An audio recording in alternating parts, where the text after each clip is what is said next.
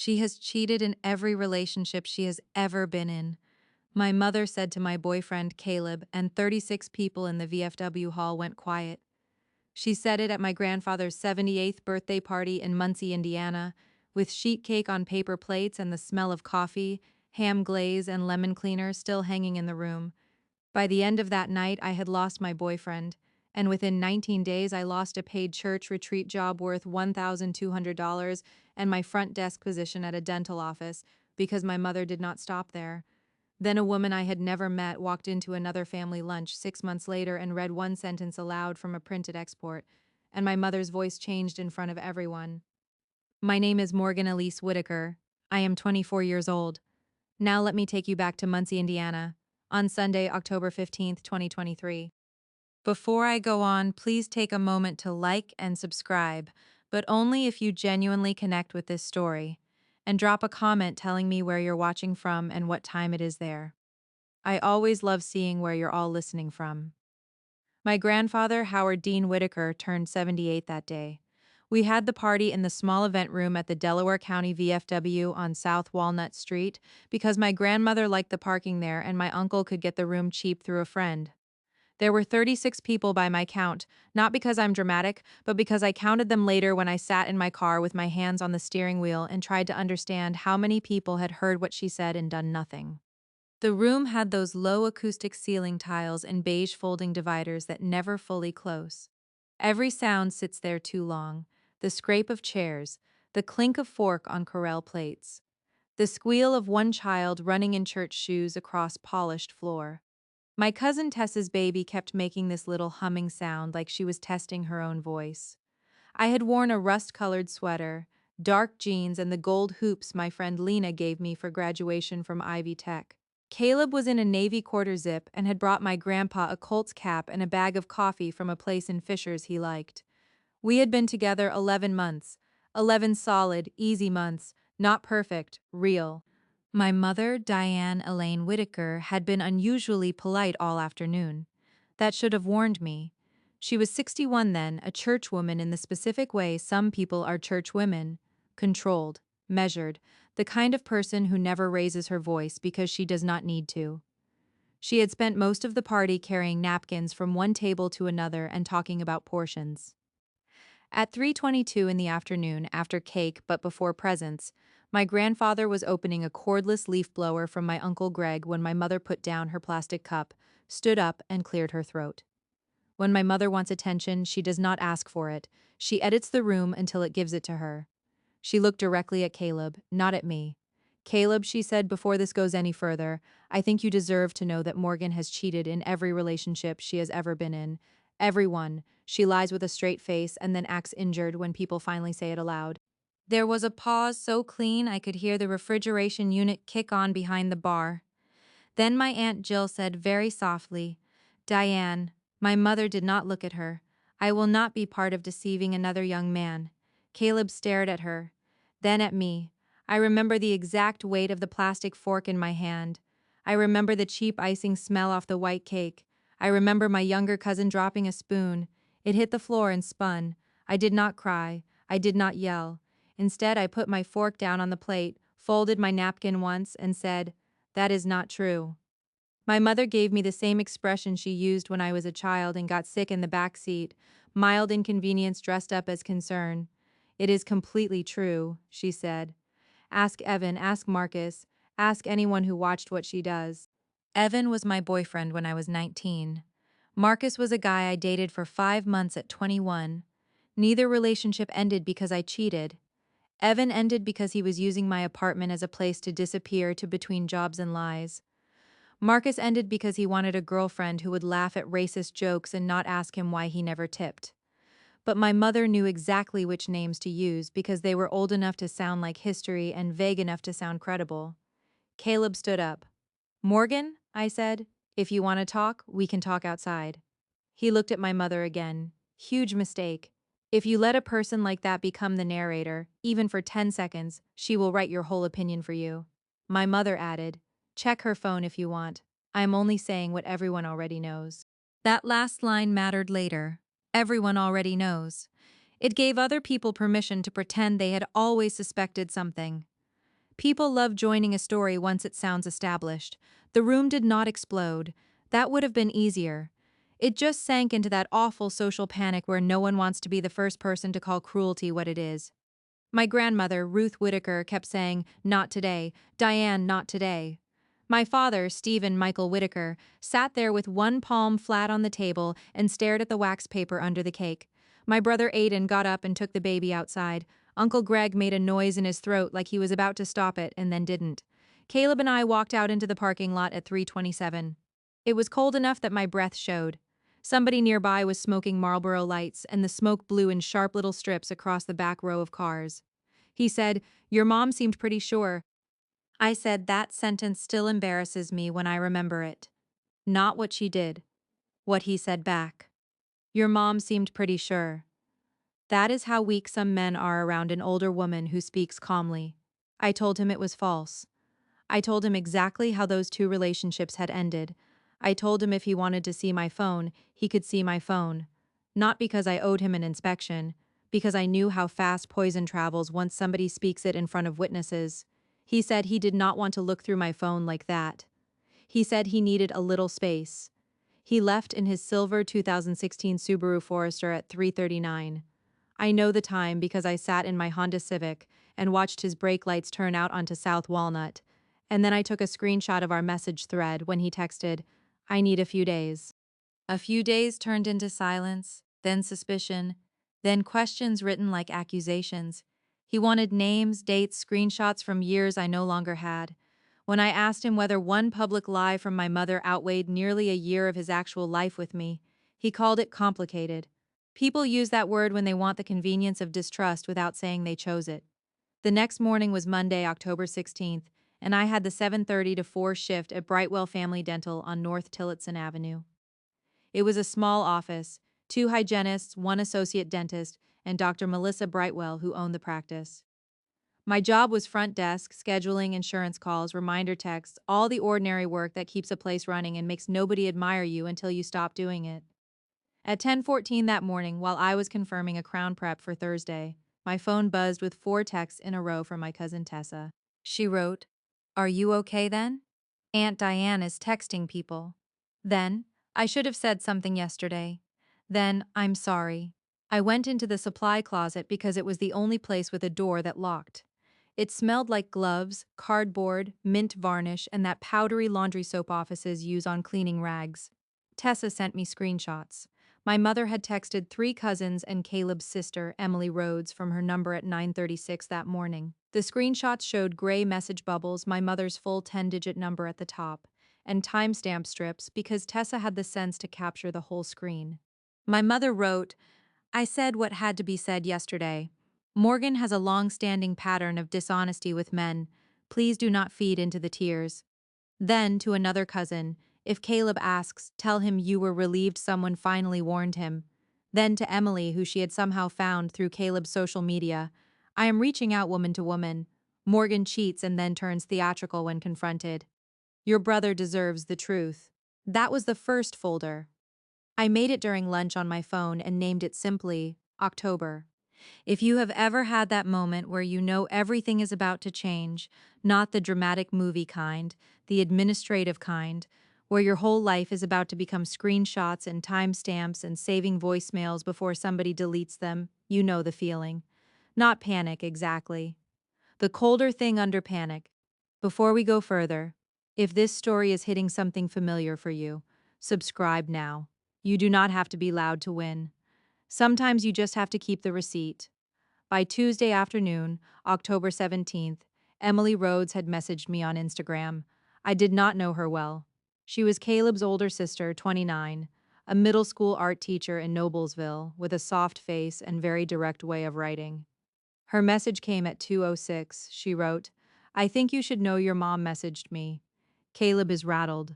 I am not picking sides, I am just uncomfortable." I asked if she would send a screenshot. She did. At 2:13, she sent 6 screenshots, including one where my mother said, "Please understand this is not a single lapse. It is a personality pattern. Morgan performs innocence very convincingly." That sentence came back later in a room full of people. My mother had a gift for making lies sound clinical. That was part of the damage. People hear a woman speak that way and mistake composure for truth. I thanked Emily. I did not tell her my life story. I did not plead. I just said, please keep anything else she sends. Then I saved every file to Dropbox, emailed them to myself, and printed them after work at the UPS store on West McGalliard because I had already learned something by then. Phones disappear, printers jam, memories get edited, paper does not negotiate. That evening at 6:48, Caleb called. I put him on speaker and opened notes so I could type while he talked. He asked again whether there was anything from before him that he needed to know. I said no, there is not. My mother is lying. He said my cousin Brianna had told him, and I quote because I typed it while he said it. There were rumors for years, rumors for years. A phrase with no body, nothing you can hold and challenge. Just fog, I asked. Which years, Caleb? Name one person who caught me. Name one date, name one message, name anything that is not my mother talking. He went quiet. Then he said, I don't know what to think. I said, then think about what you actually know. He broke up with me by text at 11:12 that night. I cannot do this with trust issues already in the mix. Trust issues already in the mix, as if I had brought them like luggage. I took a screenshot of that too. 3 weeks later, on Sunday, November 5th, my parents did it again at Easter dinner. Yes, November. My grandmother always hosted what she called the family Easter dinner late if people had surgeries, travel, or some church scheduling mess in spring. It was one of her strange habits. The holiday did not matter, the ritual did. Spiral ham, deviled eggs, green beans with those canned fried onions, and the same yellow serving bowls she had since the 80s. She still called it Easter dinner because that is what she called it. There were 14 people at her house on North Morrison Road that night. I know because the oval table seated 10 and she added one folding card table by the piano for the younger cousins. Caleb was gone by then. We had been broken up 19 days. I should not have gone, I know that, but my grandmother had called me herself and said, please come. Do not let your mother make me choose on top of everything else. She had congestive heart failure and a way of sounding very small over the phone that cut through my anger.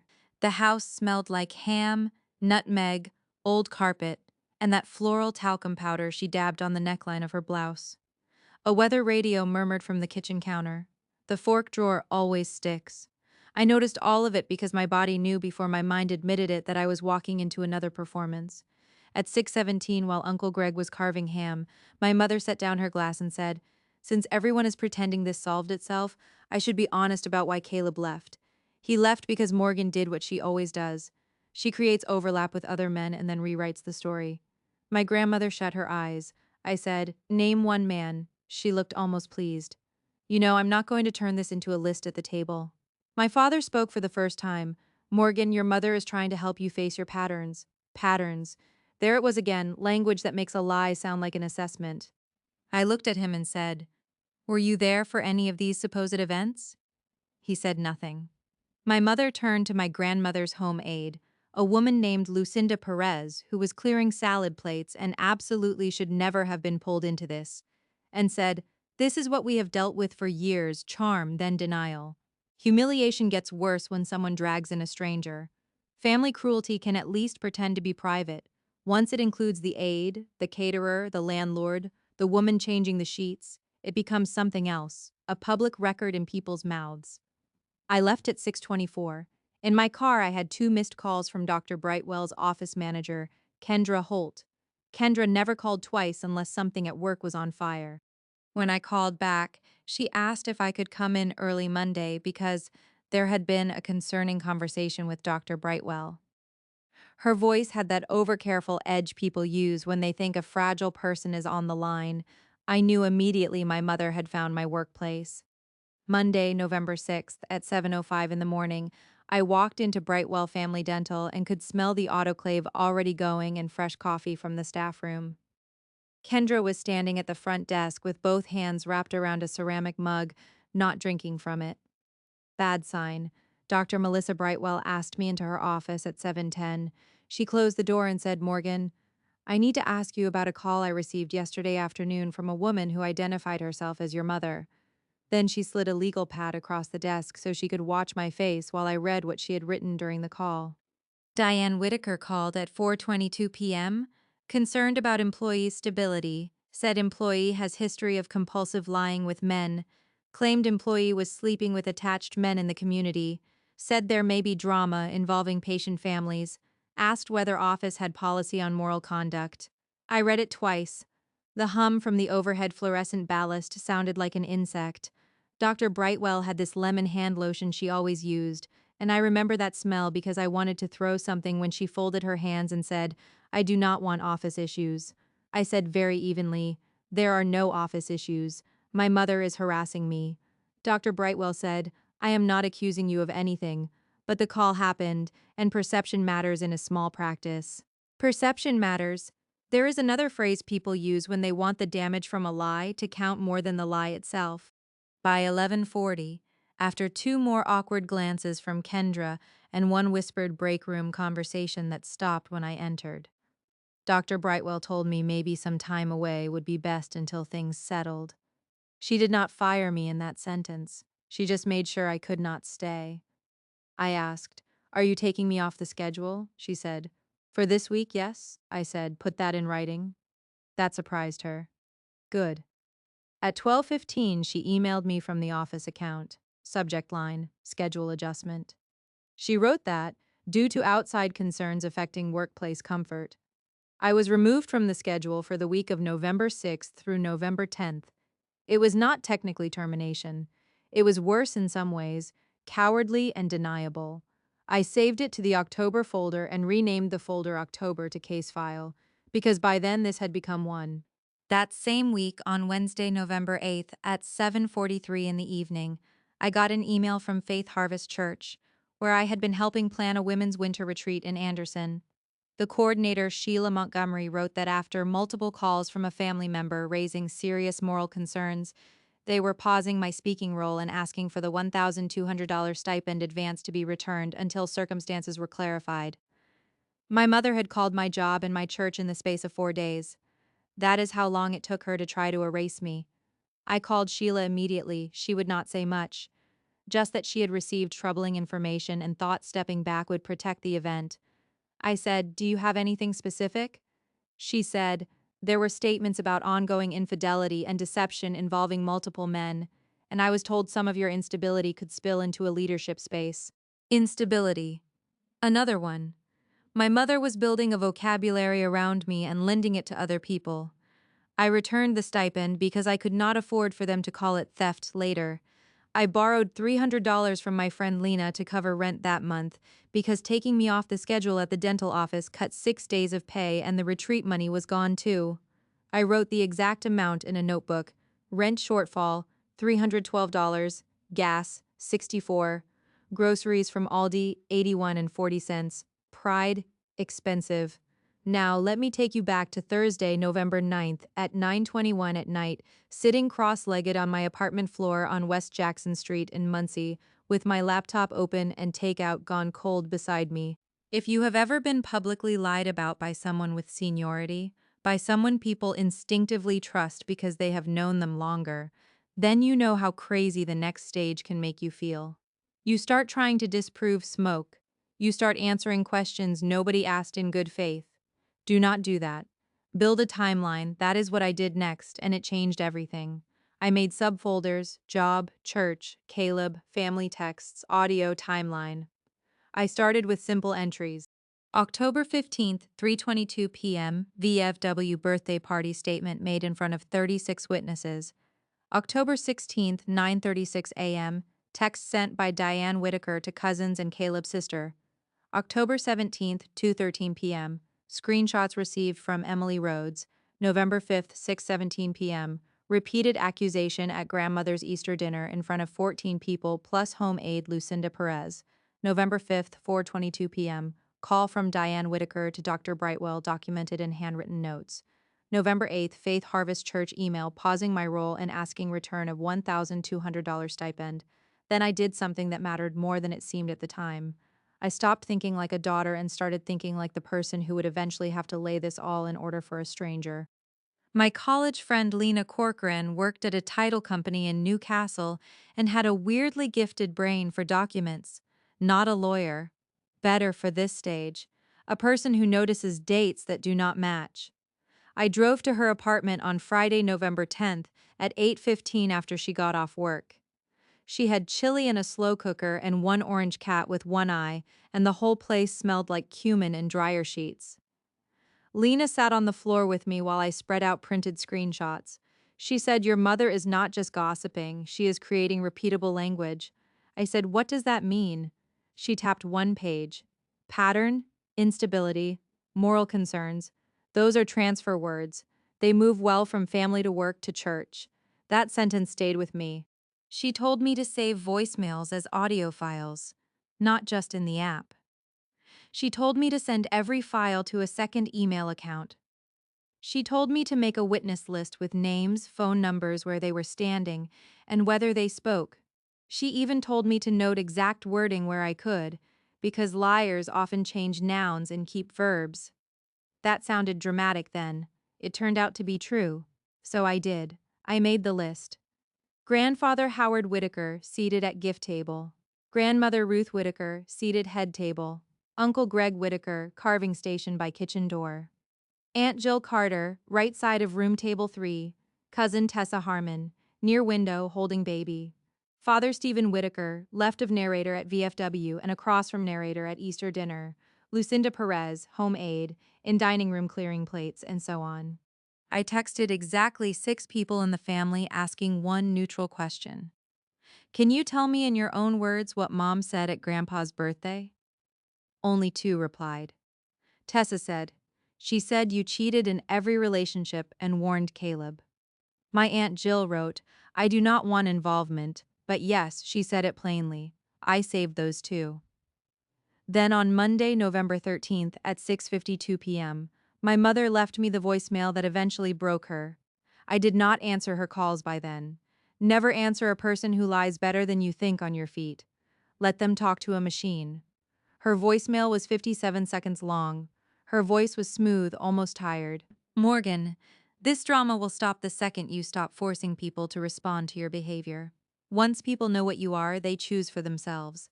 Dr. Brightwell made her own decision. The church made its own decision. Caleb made his own decision. I am not responsible for the consequences of truth. Call me back when you're prepared to be honest." I listened once, then again with headphones. Then I exported the audio file and saved a transcript. I am not responsible for the consequences of truth. I had been keeping that folder for 29 days. At first, nobody in the family wanted to cross her. My mother ran enough things for enough years that people had gotten used to working around her. She handled meal trains at church. She organized funeral casseroles. She knew who was sick, who needed rides, which teenage girl was having a hard season. She liked roles that gave her moral visibility. My father backed her in the most passive way possible, which was somehow worse. He never called me names. He never raised a hand. He just quietly sat inside her version of reality until it hardened around him too. On Thanksgiving, Thursday, November 23rd at 1:19 in the afternoon, while the turkey smell and dishwasher steam filled my grandmother's kitchen, he pulled me aside near the pantry and said, "If there has been overlap before, even emotionally, perhaps your mother is speaking from wounded knowledge." I said, "Name one person." He rubbed the bridge of his nose. "That is not the point. It is exactly the point."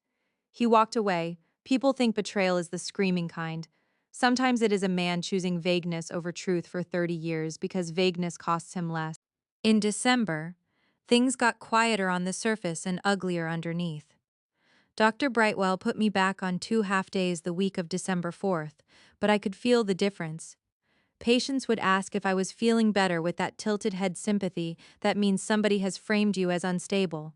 Kendra stopped leaving personal items near me. Sheila at church told me they had filled the speaking slot. Caleb had not spoken to me since November 2nd except to ask once if I had ever messaged his coworker Jasmine late at night. I had not, obviously. On Wednesday, December 20th, Emily Rhodes messaged again. She wrote, "I think there is more. I do not know if I should send it." I stared at that sentence for a full minute. I could hear my upstairs neighbor vacuuming and the little chime from the gas station across the street every time someone opened the door. I wrote back, "Please do whatever lets you sleep." At 8:27, she sent me screenshots from a group chat called Family Prayer Circle that included my mother, my father, Aunt Jill, cousin Brianna, Uncle Greg, and two women from church I did not know well, Marlene Doss and Terry Klein. The early screenshots were not perfect, just pieces. But pieces matter.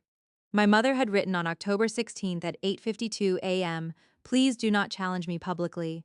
Caleb needs consistency from the family on this. If asked, keep it simple. Morgan has done this in every relationship." At 8:57, Brianna replied, "What if he asks for details?" My mother answered, "Do not give details. State the pattern. State the pattern." My chest went cold when I read that. Another screenshot from November 5th at 12:10 p.m. before the Easter dinner showed my mother writing, "We need to stop pretending this will improve through silence. If she becomes tearful, do not engage the performance." Emily wrote below the screenshots, "I know this is terrible." Caleb's mom was also repeating stuff. "I'm sorry I did not send this sooner." I asked how she had them. She said her aunt had briefly shown her the chat to justify why the breakup had to happen. Emily had secretly taken screenshots because it felt wrong. That was enough to know the lie was coordinated. Not enough to force anyone else to admit it. January and February of 2024 were the strangest months. My outer life looked normal enough that people assumed I had moved on. I picked up extra receptionist shifts at a vet clinic in Yorktown to fill gaps. I paid Lena back in $40 chunks.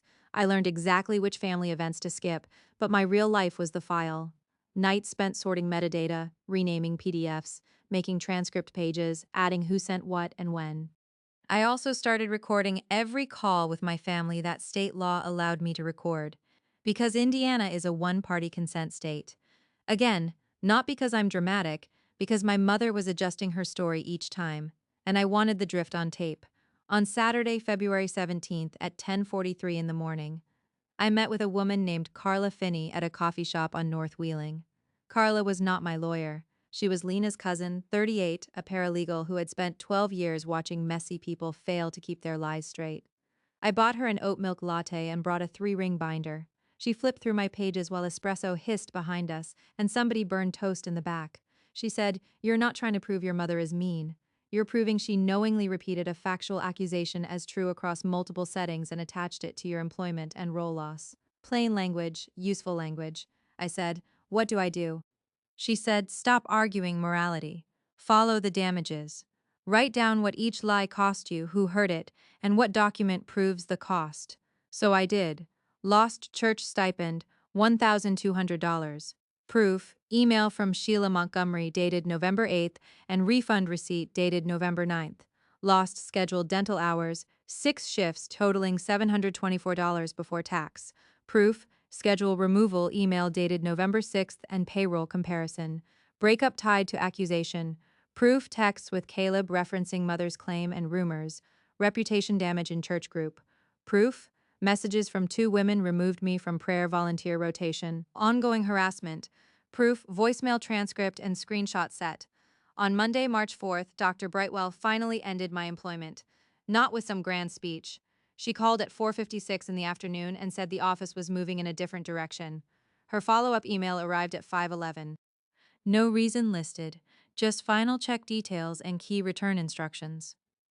I should say clearly here that my mother did not have the power to make a dentist fire me by command. She did something quieter. She contaminated the environment and let risk-averse people do the rest. That is what certain kinds of respectable cruelty look like in real life. If you have ever had a parent make you carry the proof of your own normalcy like you had to become a filing cabinet just to survive dinner, I see you. And if you're waiting for the part where somebody outside the family finally says the thing out loud, it is coming. This is where the story turned. Now, let me take you back to Tuesday, March 19th, 2024. At 7:12 p.m., I was at home in sweatpants eating stale pretzels for dinner when Emily Rhodes called me. Not texted, called. Her voice was low, like she was speaking from a bathroom or her car. She said, "I have the full export." I sat up. "What do you mean full?"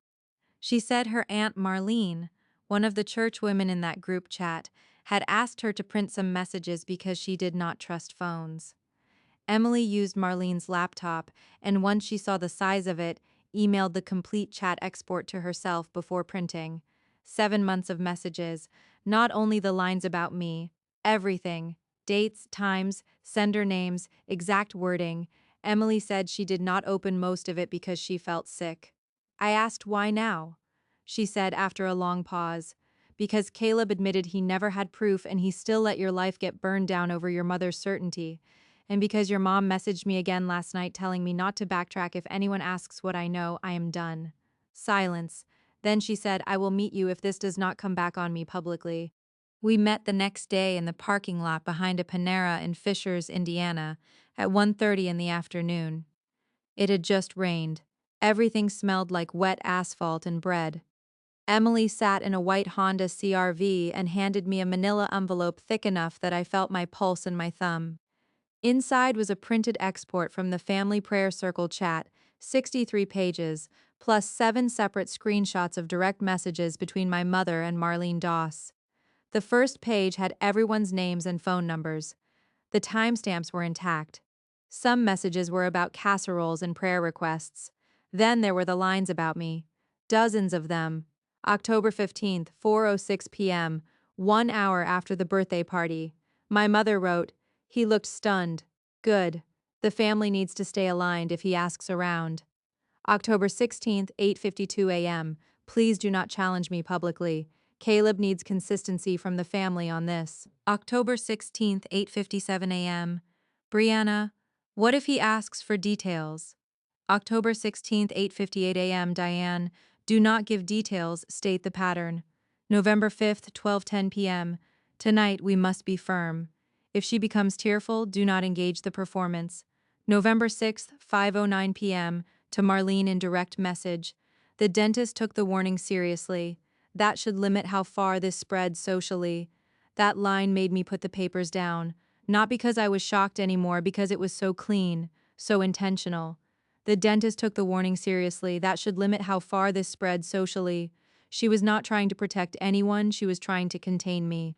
Emily also gave me one more thing. A 2-minute and 11-second voice memo she had accidentally caught when her mother called my mother on speaker during Thanksgiving prep. The women did not know Emily had tapped record because she was trying to save a cookie recipe conversation earlier.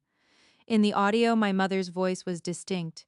You do not need evidence for character, Karen. You need repetition. I listened in my car with the windows up. My hands were shaking so hard I had to set my phone in the cup holder. Not the frantic kind of shaking, the clarifying kind. A week later, on Tuesday, March 26th, I called Faith Harvest Church and asked if Pastor Neil Barrett or his wife Sandra could meet me for 10 minutes. Sandra handled women's events and had signed off on removing me. She agreed to Thursday morning at 9. I brought the binder and 6 tabbed copies. The church office smelled like burnt coffee and old copy paper. There was a half-dead fern in the corner and one of those giant wall calendars where every box is full of handwriting. Sandra Barrett is the kind of woman who smiles carefully when she thinks she may have to apologize. She sat with Pastor Neil and let me walk them through only the simplest pieces. I did not make speeches. I handed them the stipend email, the voicemail transcript, the family prayer circle pages with highlighted sections, and a typed 1-page timeline. Pastor Neil read quietly for about 4 minutes. Sandra kept pressing her thumbnail into the edge of the paper. Then I played the voice memo. You do not need evidence for character, you need repetition. Sandra's mouth actually opened. Pastor Neil said, Who else has this? I said, Enough people. That was the truth by then. Lena had a copy. Emily had a copy. I had placed one in a sealed envelope at my apartment with a note saying when to open it if anything happened to my files. When people spend months trying to teach you that you are powerless, you learn redundancy, Sandra said. I need to make some calls, I said. You do. A week later, on Wednesday, April 3rd, Faith Harvest reinstated my stipend. Not my speaking role because the event had already happened by then. That part was gone. But Sandra emailed me that the church would be issuing the $1,200 again in recognition that prior concerns were based on false and coordinated statements. She also wrote, and I still have the sentence starred, we regret our part in accepting outside claims without verification. That mattered. Not because it healed anything, because it named what happened in plain English. Then Dr. Brightwell got a packet. I mailed it certified on Monday, April 8th, at 11:14 in the morning from the post office on South Hoyt Avenue. Again, not a threat, not some dramatic legal package, just the timeline, her own notes from my mother's call which she had handed me to read and then kept. so I had reconstructed the wording from memory and my notes file, the schedule removal email, the voicemail transcript, and the chat line where my mother celebrated that the dentist took the warning seriously. I attached a short letter. You removed me from my schedule because my mother called you with knowingly false statements. You later ended my employment after creating written evidence that outside gossip had affected workplace comfort. I am asking for one thing. Correct the record in writing to any future employer who verifies my work here and confirm I was never disciplined for misconduct. She responded 9 days later through her office manager because of course she did. Kendra emailed on April 17th at 8:02 in the morning that Brightwell Family Dental would confirm I had never been subject to internal discipline related to patient conduct, boundaries, or dishonesty. She also enclosed a neutral reference letter stating my dates of employment and reliability in scheduling and patient communication. It was not an apology, fine. It was what I needed. Caleb never came back in the way men in stories come back. No grand knocking at midnight, no flowers on Friday, April 19th at 6:31 in the evening, he called and said, "I was wrong." He sounded tired, not transformed. I said, "Yes." He said, "Emily showed me some things." I looked out my apartment window at the laundromat sign flickering across the street. "She showed you the part where my mother told people to stay aligned." He was quiet. Then he said, "I should have asked your mom for proof in the moment." I said, "You should have asked yourself why one calm lie from a woman you wanted to impress outweighed 11 months with me." He said, "I do not expect anything." I said, "Good." I hung up. The final reveal happened on Sunday, May 5th, 2024, at my grandmother Ruth's 81st birthday lunch at the Orchard Ridge Country Club in Fort Wayne, Indiana. My Aunt Jill had pushed for a neutral location because, by then, even she admitted nobody could survive another Whitaker event in a private house without damage. There were 21 people in the private dining room. White tablecloths, iced tea sweating in thick glasses, rolls wrapped in napkins, air conditioning too cold for the season. The room smelled like coffee, roast chicken, and that polished wood odor country clubs always have. I had told almost nobody what was coming. Only Lena, Emily, and Pastor Neil's wife Sandra knew I had asked one more outsider to come. Her name was Cynthia Rakes. She was a systems trainer for the church management software used by Faith Harvest. Sandra had contacted her while reviewing whether there were any notes attached to my removed volunteer profile, because my mother had also tried to get me quietly flagged there. Cynthia did not know me. She did not know my family. She was just doing account cleanup and cross-checking administrative notes tied to user comments, timestamps, and attached call summaries. Sandra asked if she would stop by the lunch for 5 minutes because my mother was on the church women's event committee and some committee decisions had to be addressed in person before the next meeting. That is the architecture of a reveal if you do it right. The truth comes from someone with no reason to care which mother at the table starts breathing differently.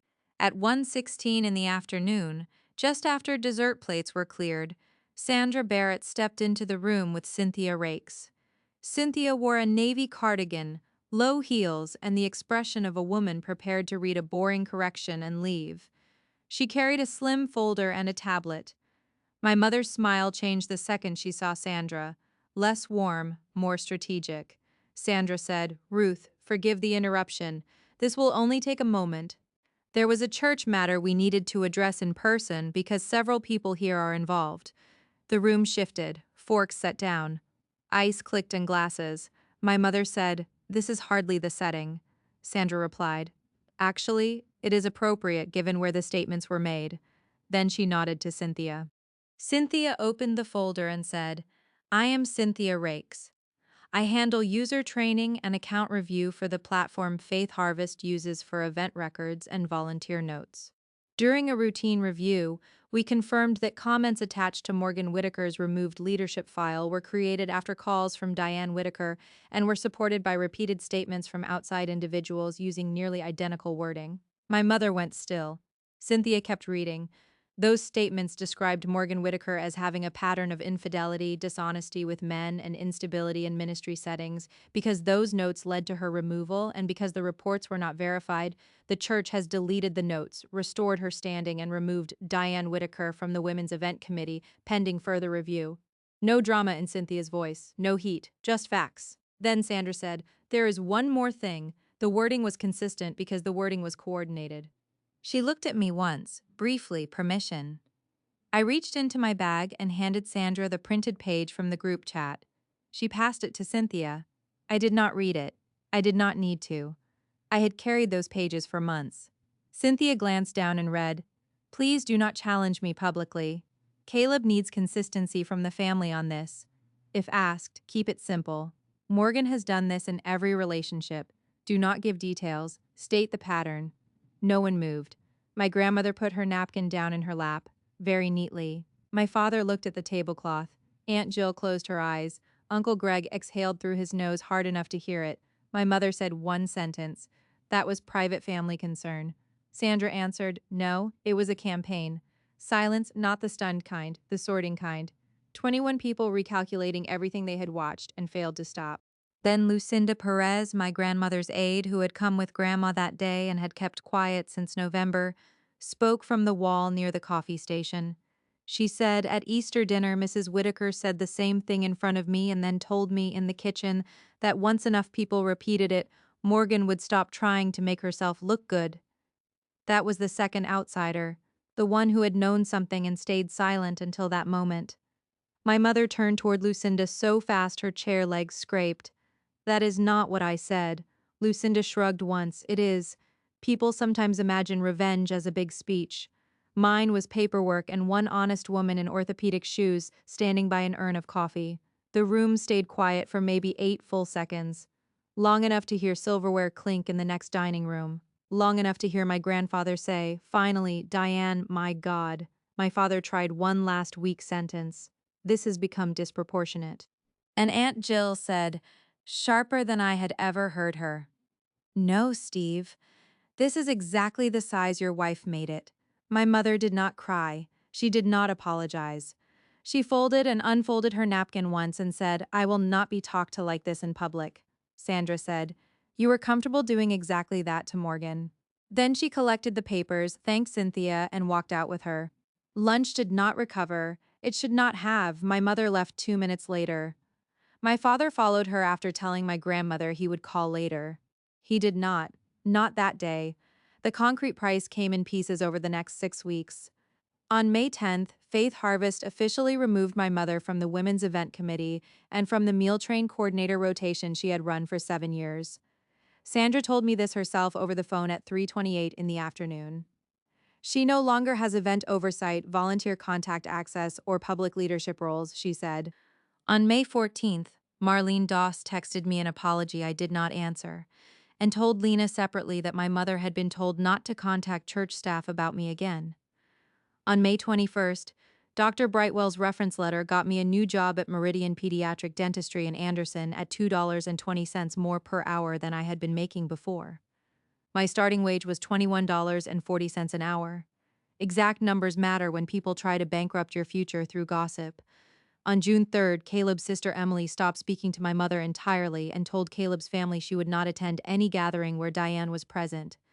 That cost my mother what people like her value most, not money first, access, audience, the ability to manage the room. Then came the part my mother could actually feel in town. The church women talk, quietly, but they talk. Once Sandra and Cynthia had corrected the record in the exact places my mother had planted it, the calls stopped returning as quickly. She was not asked to coordinate the August bereavement luncheon.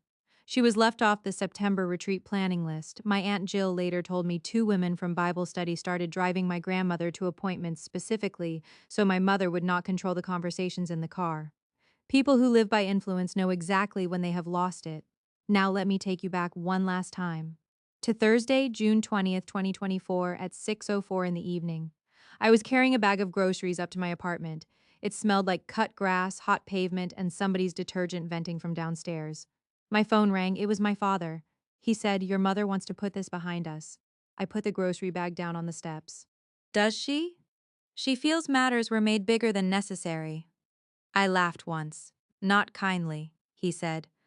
Morgan, there are ways for families to move forward, I said. Did she tell the church she lied? Long pause. Then she feels the wording became unfortunate. That was his answer, I said. Then no. He asked, no to what? No to dinner, no to holidays, No to acting like I should be grateful she only burned part of my life down. He inhaled like he wanted to say something fatherly and did not have the equipment for it. I picked up the groceries and went inside. I wish I could tell you there was some beautiful healing after that. There was not. There was relief. There was better money. There was a cleaner room to stand in. There was the deep physical calm of not having to convince the right people anymore. But there was also damage. I still tense when someone says, "Can I ask you something kind of awkward?" I still overdocument ordinary things. I still hear my mother's voice if a room goes suddenly quiet while I'm speaking. My grandmother still tries to seat people strategically at lunch like furniture placement can prevent character assassination. Caleb is still a person who learned too late that doubt can be a form of cowardice. My father still speaks in softened sentences, so he never has to call cruelty by its name, and me, I won. I did. Quietly, exactly, and in writing. But winning does not mean the original wound was small. The last time I saw my mother was at my grandfather's house on Labor Day, Monday, September 2nd, 2024, just after noon. I was there to drop off a blood pressure cuff my new office had accidentally double ordered and my grandmother wanted for home. The house smelled like tomato soup and cedar from the old hall closet. My mother was in the kitchen slicing peaches. She looked at me and said, "You have made this very difficult for everyone." I set the cuff on the counter and said, "Only for the people who participated." Then I kissed my grandmother on the cheek and left. That is not forgiveness. That is accuracy. And accuracy, I learned, is sometimes the most devastating thing a woman can keep for herself.